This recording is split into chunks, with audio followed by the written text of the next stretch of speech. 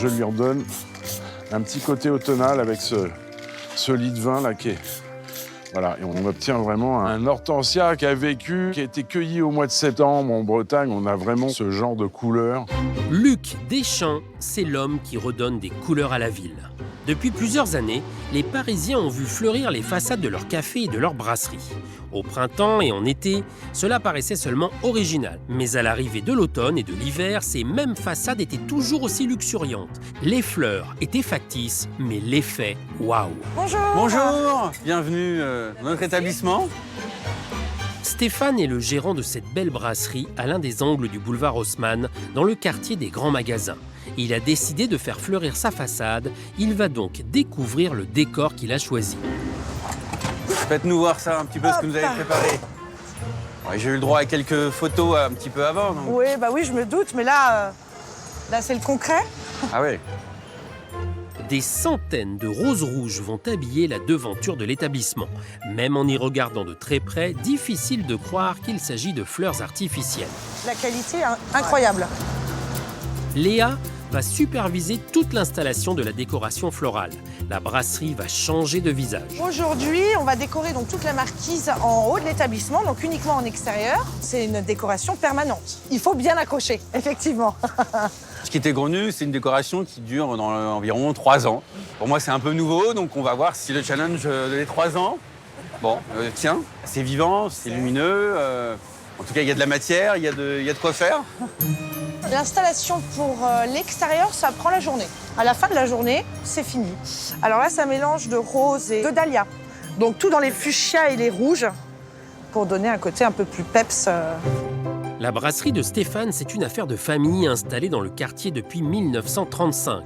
Entre les banquiers d'affaires et les élégantes qui viennent faire leur shopping, il ne manquait pas de clients, mais il avait envie de dépoussiérer cette institution sans tout casser.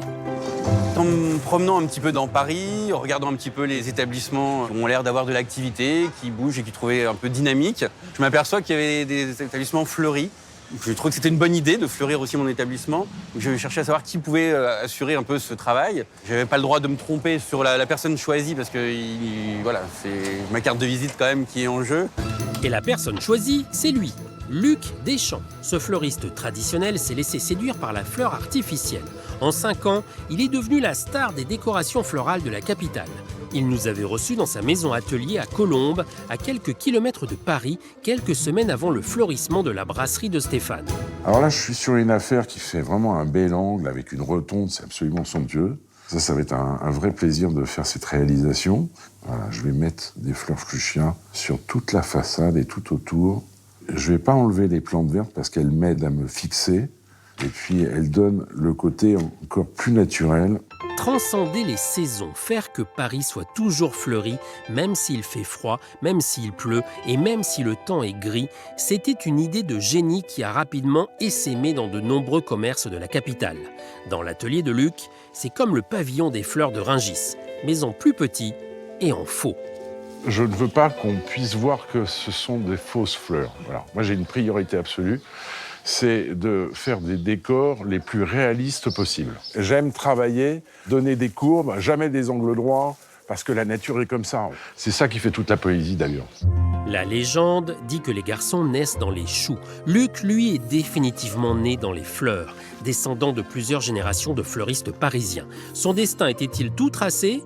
Pas vraiment. Ah, ma mère ne voulait absolument pas que je devienne fleuriste. Elle disait à toutes ses clientes que c'était un métier beaucoup trop dur. Elle voulait que je devienne paysagiste. Alors, je peux concevoir des jardins, mais alors, prendre une bêche, mettre les mains dans la terre et tout ça, c'est même pas en rêve. Je suis resté fleuriste parce que je me suis aperçu que j'avais la possibilité de créer des choses complètement incroyables avec ces matières. Rapidement, Luc devient une référence dans la décoration florale pour des événements imaginés par des marques de luxe. Les marchands du grand escalier de l'Opéra Garnier s'en souviennent encore et sa boutique du 17e arrondissement est une explosion florale.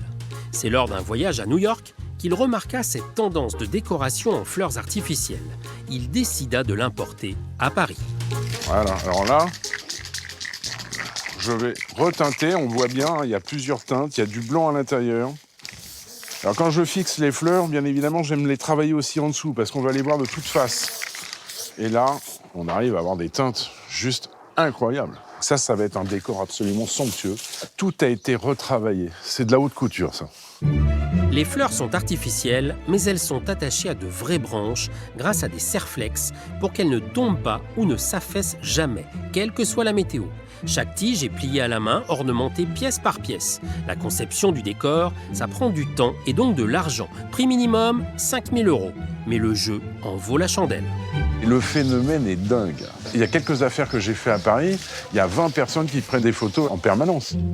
Sur la façade de la brasserie parisienne, le travail a bien avancé. Attention au néon. Et effectivement, dès que les premières fleurs ont été posées, ça commence à mitrailler. Absolutely stunning. Et c'est ça le but recherché, donner envie de prendre des photos qui seront ensuite partagées sur les réseaux sociaux. Une visibilité maximum sans avoir besoin de payer une campagne de pub. Mais Stéphane a tout de même dépensé 30 000 € pour le décor, alors il espère être sûr de son coup. On espère que ça va faire waouh. Ça va faire waouh.